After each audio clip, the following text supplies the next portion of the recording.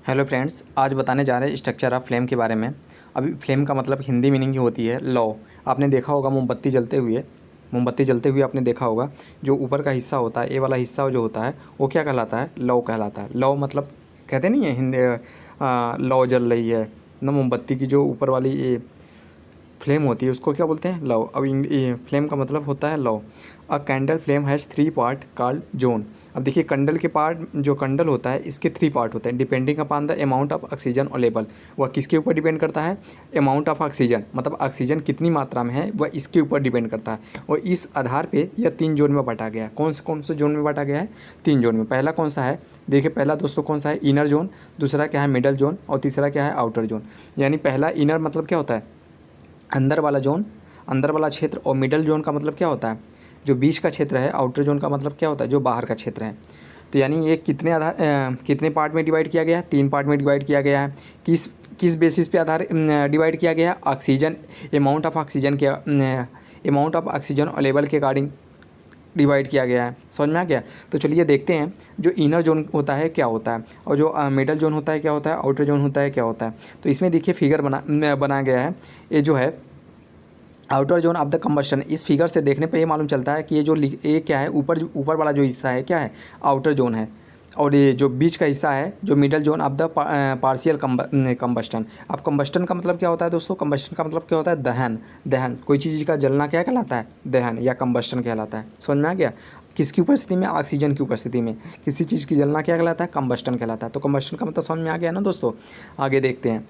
और जो inner most zone, inner most मतलब जो सबसे अंदर वाला पार्ट है, अंदर वाला पार्ट है ये वाला, देख रहे हैं? ये वाला जो पार्ट है वो क्या होता है? अनबर्न्ड होता है। क्या लिखा है? अनबर्न्ड होता है ना। Inner most zone of unburned wax vapour. एक ऐसा किस कलर में होता है? ब्लैक कलर में दिखाई देता है ना।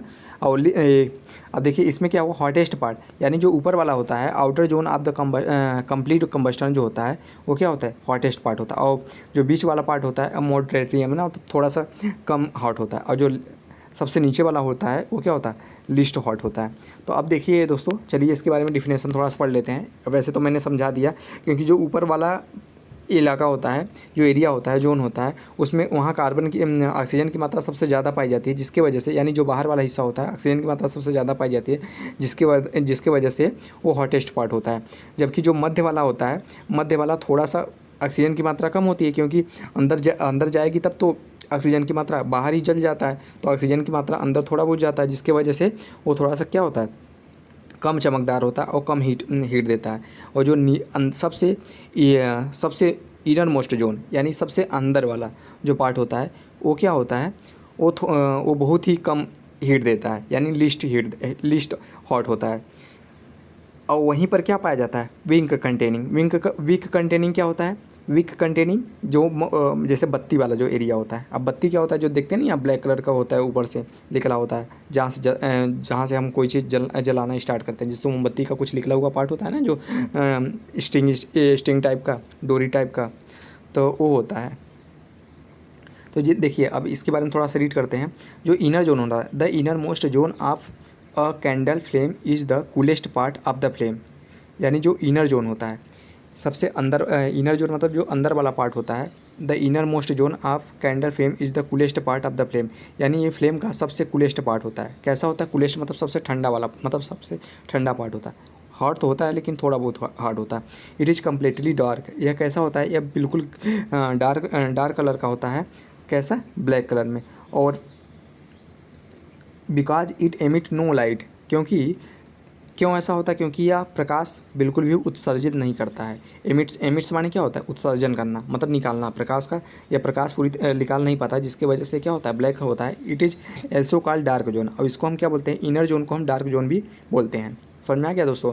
It is the zone of the no combustion, मतलब ये एक ऐसा क्षेत्र है जहाँ पर कोई दहन नहीं होता, जलता नहीं है। Because oxygen is not available है, क्योंकि इसके अंदर ऑक्सीजन नहीं पाया जाता है। It is the area which surrounds the wick containing the unburned vapour wax. अब देखिए जो वेपर वैक्स होता है, यानी वैक्स जो होता है, यानी जो मोमबत्ती होती है, वो इसी पार्ट में जो इसका बत्ती होता है वो रखता है। It is the area which surrounds, जिसके चारों तरफ मतलब क्या होती है? Surrounds the wick containing the unburned vapour wax. समझ में आ गया? अनबर्न्ड मतलब अनजला, मतलब जला हुआ नहीं। अब देखिए जो मिडल जोन होता है, मिडल जोन क्या होता है, it is bright yellow and luminous light giving zone of incomplete combustion, यानी ये भी इनकम्प्लीट होता है। अब इसका क्या मतलब, it is bright yellow and luminous, यह मतलब कौन से कलर में होता है, येलो कलर में होता है। Light giving zone of incomplete combustion मतलब क्या होता है, यह भी थोड़ा सा इनकम्प्लीट कंबस्टन होता है। जब इनकम्प्लीट मतलब पूरी तरीके से जलेगा नहीं, तो जो लाइट होगा वो कम प्रोड्यूस करेगा, और जो लाइट प्रोड्यूस कम करेगा तो यानी हीट भी उसकी क्या होगी, कम प्रोड्यूस करेगी। यानी वो मिडल वाला जोन है, और मिडल जोन में मतलब बाहर से ऑक्सीजन आने में थोड़ा सा कम हो जाती है, जिसके वजह से ये क्या होता है, कम हीट देता है। Produce carbon particles which becomes white heart and emits light. अब देखिए इसमें से क्या होता है, जो कार्बन के पार्टिकल होते हैं ना, here incomplete burning of wax paper, जो इनकम्प्लीट बर्निंग होता है, मतलब थोड़ा सा बहुत जो बचा हुआ रहता है वेपर वैक्स का जलने से, वो क्या होता है, कार्बन का पार्टिकल होता है जो बिकम वाइट, कैसा हो जाता है, वाइट हो जाता है, एंड एमिट लाइट, और जो थोड़ा बहुत लाइट देता है। This carbon particles leave the flame as smoke and black. अब यही जो एरिया होता है वो क्या छोड़ता है, स्मोक मतलब धुआं छोड़ता है, और ब्लैक सूट की तरह। This zone is the major part of the candle flame and produce a moderate temperature. यह क्या होता है, यह सबसे ज़्यादा पार्ट होता है, मतलब किसी भी फ्लेम का, किसी भी लो का, यह सबसे ज़्यादा पार्ट होता है। समझ में आ गया दोस्तों। अब देखिए आउटर जोन के बारे में पढ़ेंगे। अब देखिए आउटर जोन है, आउटर जोन में हमारे आसपास हमारे चारों तरफ क्या पाया जाता है, ऑक्सीजन पाया जाता है, एयर पाया जाता है, और चारों तरफ जब ऑक्सीजन पाया जाता है, और ऑक्सीजन एक ऐसी गैस है जो किसी भी चीज़ को जलने में हेल्प करती है। क्या करती है, हेल्प करती है। याद रखना दोस्तों, जो ऑक्सीजन होता है वो हमारे आसपास की चीज़ें जलने में क्या करती है, बहुत हेल्प करती है। तो अब बाहर जो आउटर जोन होता है, यानी जो बाहर का क्षेत्र होता है, वहाँ ऑक्सीजन की मात्रा बहुत ज़्यादा पाई जाती है, जिसकी वजह से ये पूरी तरीके से जलता है, और जब पूरी तरीके से जल जाएगा तो लाइट ज़्यादा प्रोड्यूस करेगा, और हॉटेस्ट भी होगा। समझ में आ गया, यानी hottest part of the candle flame, यानी यह सबसे क्या होता है, हॉटेस्ट पार्ट होता है। It is the zone of complete combustion. यह मतलब ऐसा क्षेत्र होता है जो पूरी तरीके से जला हुआ क्षेत्र होता है, मतलब पूरी तरीके से जल जाता है। जो वैक्स होता है वो पूरी तरीके से जला हुआ होता है। सफिशिएंट सप्लाई ऑफ एयर, जिसके वजह, सफिशिएंट सप्लाई का मतलब यहाँ क्या होता है, सफिशिएंट मतलब पर्याप्त मात्रा में यहाँ क्या, एयर मिल जाता है। मतलब हम जैसे जो उसके बाहर वाला एरिया है, जो बाहर वाला एरिया है, इसके चारों तरफ ऑक्सीजन पाया जाता है, जिसकी वजह से पूरी तरीके से जलता है।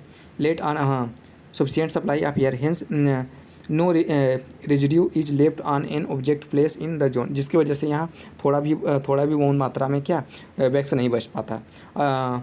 अ kerosene oil lamp produce a flame like candle flame. जो केरोसिन ऑयल लैम्प होता है वो भी कैसा प्रोड्यूस करता है, वो भी कैंडल लैम्प फ्लेम की तरह प्रोड्यूस करता है।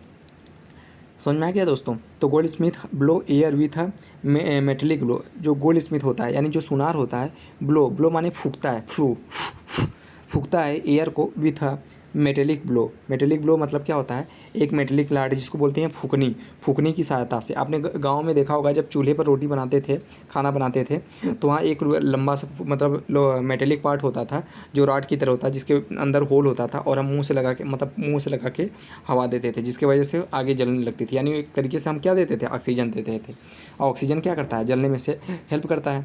समझ में आ गया। तब blow air with a metallic blow pipe to intensify a kerosene oil lamp flame for melting silver and gold to make jewellery of a desirable shape. मतलब क्या कहता है कि इसका यूज कहाँ किया जाता था, सिल्वर एंड गोल्ड का ज्वेलरी बनाने में। अपना डिजायर्ड शेप का मतलब क्या होता है, अपनी इच्छा अनुसार जो भी शेप बनाया जाता है उसके लिए यह क्या करता था, हेल्प करता था जलने में।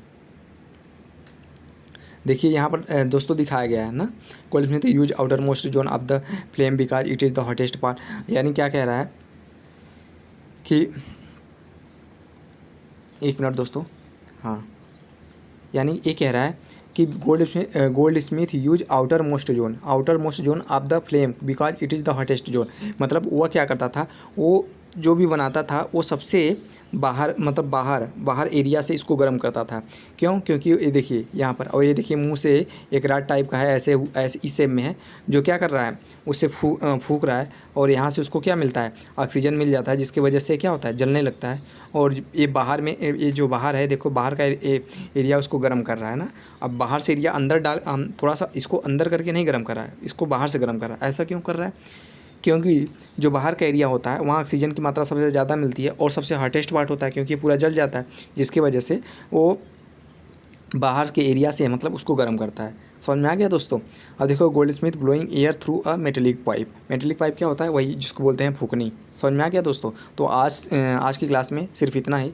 आगे की वीडियो नेक्स्ट वीडियो आगे की क्लास जो होगी मतलब जो बचा हुआ है वो नेक्स्ट वीडियो में। ओके, धन्यवाद।